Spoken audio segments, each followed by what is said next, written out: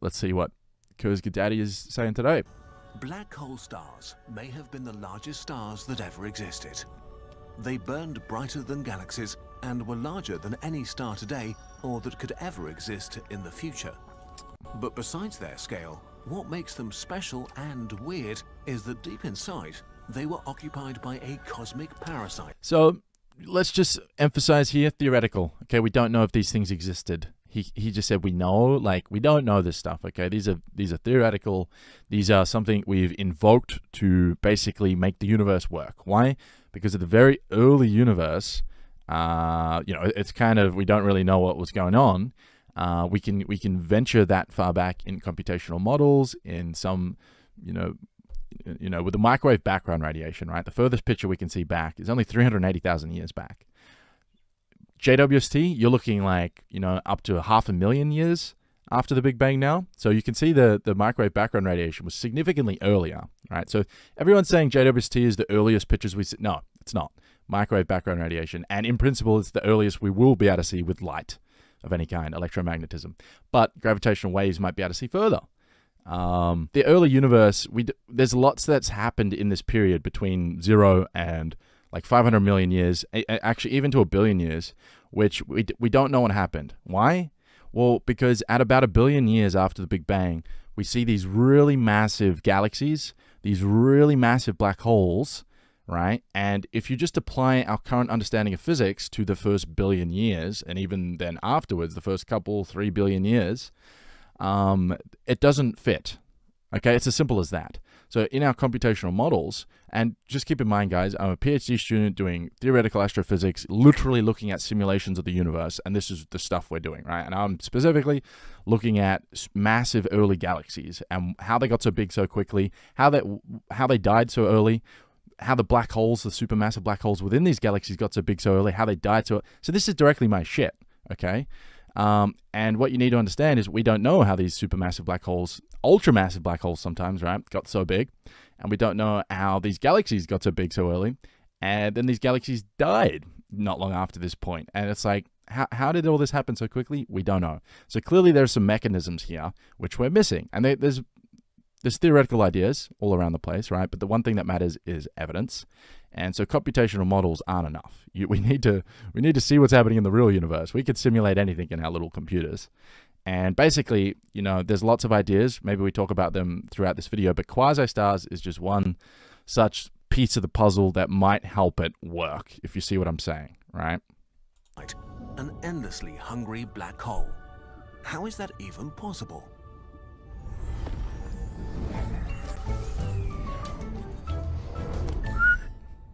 Nice. Black hole stars take the weirdness of black holes and go beyond to break everything we know about how stars form and grow. They were only possible during a short window of time in the early universe, but if they existed, they would solve one of the largest mysteries of cosmology. That's better. Black hole stars were excessive any way you look at them. The most massive stars today may have about 300 solar masses. A black hole star had up to 10 million solar masses of nearly pure hydrogen. Let's take a moment to look at what it's actually pretty easy to understand why they may have existed and why they could only exist early in the time. I'm sure he's going to say, so let's... means visually. The Sun, Wesen, LL Pegasi. Wesen. The largest star. And finally, the black hole star. Hi, Ventient. Its scale is beyond words. Yes. Over 800,000 times wider than our Sun, 380 times larger than the largest star we know today. And far below its surface is a black hole, growing rapidly as it devours billions upon billions of tons of matter per second. Normally, stars are born from... Wow, they're taking the animations to the next level in this one. ...gigantic clouds, collections of thousands or millions of solar masses of mostly hydrogen. In these clouds, matter starts to accumulate around the densest spots inside. As these spots get denser, their gravitational pull intensifies and they grow faster. Eventually, they generate so much heat and pressure that they ignite fusion reactions and a new star is born. But this puts a limit on their size.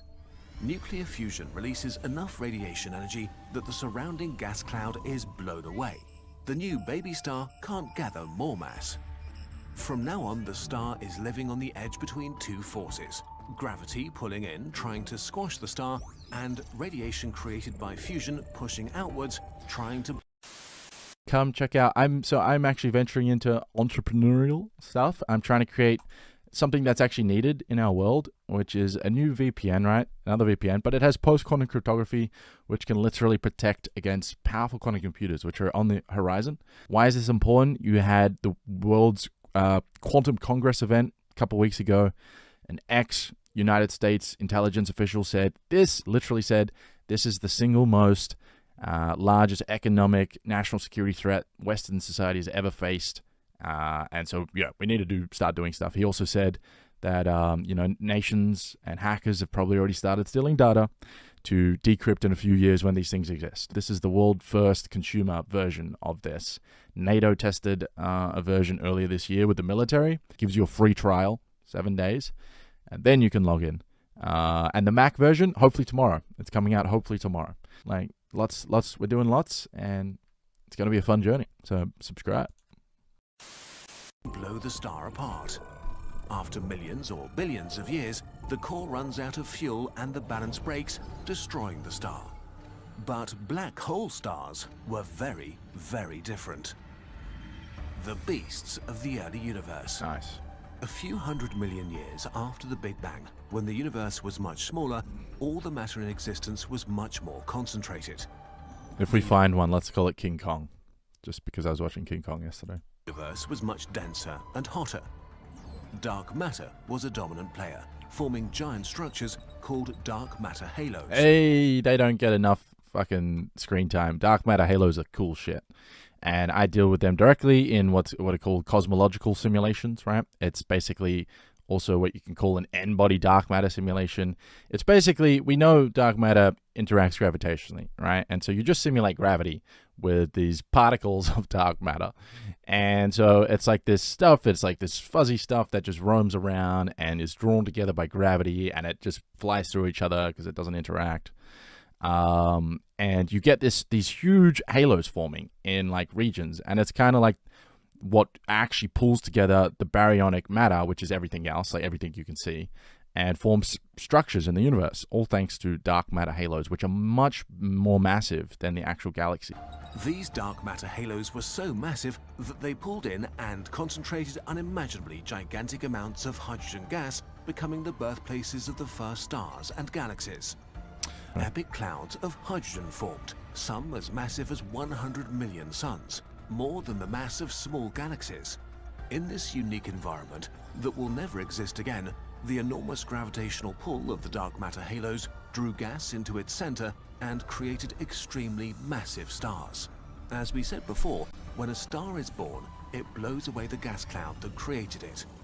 But these titanic gas clouds in the early universe were so large and massive that even after their birth, more and more gas piled on the newborn star, making it grow to unbelievable proportions. Cool The animation. young star is forced to grow and grow and grow, getting more and more massive, until in some cases it reaches up to 10 million times the mass of our sun. The theme music in the background is next level. Crushed by gravity, its core gets hotter and hotter, desperately pushing outwards, trying to... I love the whole faces on stars. It really adds to, like, it really humanizes all this stuff happening, and it makes it so relatable. blow itself apart, but to no Nerd. effect. There's too Sorry. much mass and too much pressure. Never go The full balance nerd. is impossible to uphold. Like a supernova on fast forward, the core gets crushed into a black hole. Normally that would be the end. Today's stars go supernova, a black hole forms, and things calm down. But survives its own death. A tremendous explosion rocks the star from the inside, but it's not enough. The star is so large and massive that not even a supernova can destroy it. But now it has a black hole for a heart. It's tiny, a few tens of kilometers in the center of a thing the size of the solar system. The monster grows. Stars are born from ever faster spinning and collapsing gas, and so they also spin. When a black hole is born from the core of a star, it keeps its angular momentum. This means that matter that gets drawn in doesn't just fall in a straight line, but instead begins orbiting the black hole in smaller and smaller circles. We said this yesterday. It's kind of like how water falls into a drain. You know, it doesn't just go. Angular momentum results, the conservation of angular momentum results in it all spinning, right? And as you approach this event horizon, which is what you're seeing here, the shadow of the event horizon, you can see like a little photon ring. They've done a spectacular job animating this. What happens is it speeds up more and more and more because at that event horizon, it's glowing hot. And like depending on how big this black hole is, depends on many other things like the Hawking radiation. I can't wait till we have a better view of a black hole because it's still kind of pretty mysterious. I mean, extremely mysterious. What am I fucking talking about? Going faster and faster. The result is an accretion disk where gas orbits at nearly the speed of light. Only a small amount of gas actually falls in at any given moment. Basically, black holes put a lot of food on the table and only nibble at it. But the so this is a better view. This is what black holes are like. They're just like pandas, right? You ever seen a panda in a zoo and they're just rolling around? Yeah, I think I kind of look at black holes as like giant pandas that are very rare, but also very, very just doing whatever they want. And only nibble at it. But the matter trapped in the accretion disk doesn't have a good time. Friction and collisions between particles heat it up to temperatures of millions of degrees. Actively feeding black holes have accretion disks that are incredibly hot and powerful. This heat from the disk further restricts how much a black hole can devour, just like the core of stars. The superhot material creates radiation that blows away most of the food within its reach. So even if a black hole had access to as much food as it desired, it can only grow slowly. It's a great theme. A black hole embedded inside a black hole star is different. The enormous pressure surrounding it pushes down matter directly into the black hole, overcoming all restrictions on how fast it can consume. This process is we don't know. So violent and releases so much energy that the accretion disk becomes hotter and releases more radiation pressure than any star core ever could. Enough to push back against the weight of 10 million. Wow, that's awesome. I love that Dragon Ball reference. Suns. If you don't get it, that's a Goku reference right there from Dragon Ball Z. That's sick. An impossibly dangerous. Yeah, Kamehameha, but this is like Kaioken times 20. This is Ultra Instinct sort of shit. Core ever could. Enough to push back against the weight of 10 million suns. An impossibly dangerous balance has been created. Millions of solar masses pushing in, the angry radiation of a force-fed black hole pushing out. For the next few million years, the black hole star is consumed from within. What's up, Abraham? The black hole grows to thousands of solar masses, and the bigger it gets, the faster it eats, which heats up the star even more and causes it to expand. Yeah, this is the legendary Super Saiyan. I got no more reference. I'm sounding like too much of a geek now. In its final phase, the black hole star has become over 30 times wider than our solar system, truly the largest star to ever exist in the universe. The intense magnetic fields at its core spew out jets of plasma from the black hole's poles, which pierce through the star and shoot out into space. I love the theme song is just getting gradually louder. So yeah, this bit's really interesting. It's looks like it's farting, but it's not.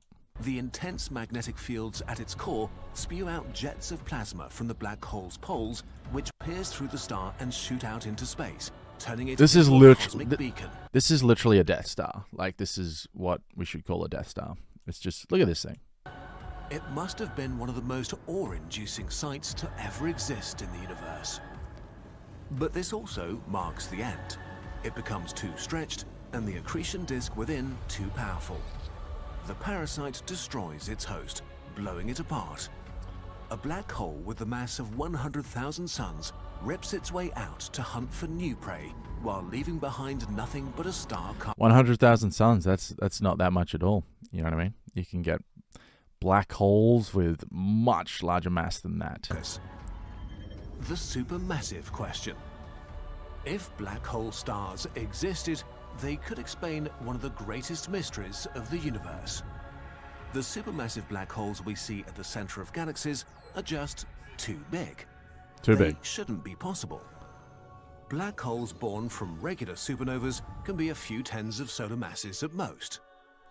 And because of the process we explained before, they grow slowly after that. If black holes merge, can form slightly larger black holes of over 100 solar masses. It should take billions and billions of years to make black holes with hundreds of thousands or even millions of solar. Check it out. He's got a little time scale. So here's 1 billion where we're talking. Look, he's got stars back to about here, about 600 million. Well, guess what? It looks like with JWST, we're seeing stars even further back, like about 500 million years, which is even maybe further. And so Big Bang, microwave, cosmic background radiation, probably a little bit further. And so, yeah, this is what I was talking about, this region here before. And this whole region here is all very interesting as well. Masses. And yet, we know that some supermassive black holes already had 800 million solar masses only 690 million years after the Big Bang. Yeah, so you can see it's kind of confusing. But, I mean, no, we actually haven't talked about it yet. He hasn't explained it. So before, how they got this big, if you were just to look at how black holes typically grow from here to here, right? From here to here, it makes sense. But from here to here, no. I mean, even here, though, like, you have to invoke, like, some theoretical things that we haven't proven yet with our observations. Black hole stars are a sort of black hole cheat code. If they formed very early in our universe, and the black holes that emerged from them were thousands of solar masses, then they could be the seeds for supermassive black holes. These seeds could take root in the center of the earliest galaxies, merging with others and drawing in enough matter to grow quickly and reliably. Very soon, we may be able to verify their past existence. The James Webb Space Telescope is turning its sensors to explore the farthest reaches of the universe, looking back in time, back to the early universe that we couldn't see before. Epic. So, with luck, we might be able to witness glimpses of these tragic titans in the brief moment between their formation and destruction. Until then, let's do the visual journey again, just for fun. Look, just keep in mind the quasi-star thing, isn't the only solution to how things got so big so quickly. There's plenty others, and I actually don't think it'll be quasi-stars. I think it's going to be a bit more boring. I think it'll be, the early universe was much smaller place, right? Things were close together, it was much more dense. And galaxies were much smaller, like the Milky Way's progenitor, like the early version. Well, I say progenitor because it wasn't like the same thing, because galaxies over time merge, right, and they grow. And we're a spiral galaxy, which means, there's probably been a lot of mergers. And so early in the history of the universe, the ancestor of the Milky Way, we're pretty sure it was like 50 times smaller, just much smaller, but the mass was still kind of large, right? So these things were more compact and more dense, we think. And so it's interesting to think, in the early universe, if things are much more dense and things are just different, the laws of the physics should be the same, but that results in different things potentially happening. So it's interesting to, think about how quasars fit into this, because that's the time when we see quasars. And you can see how there's more complexity here than you might have heard in normal videos when they just talk about the early universe and they're like, oh yeah, blah, blah, blah. But it's a lot going on. And then you've got other periods in the early universe, like renormalization. The microwave background radiation was when the universe became transparent to photons. Like, the complexity in thinking about this stuff is enormous. And then the technical bottlenecks to even see this stuff is enormous. And then the simulations you do on computers, the technical prowess you need to do this stuff is enormous. And like you can see, like we're figuring this stuff out slowly, but it's actually insane that we're even able to do any of this stuff, I think. Stars are big. Black hole stars. Sirius. I was going to mention something about a cat named Sirius, but anyway.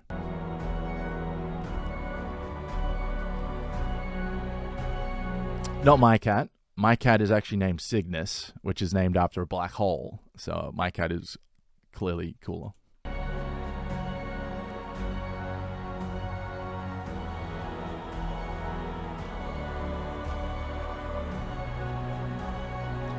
Hey, Steve.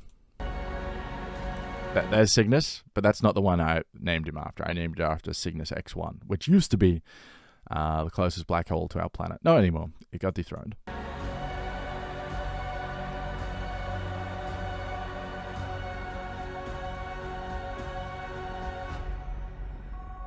planning a long-term project like the James Webb Space Telescope requires some serious budgeting.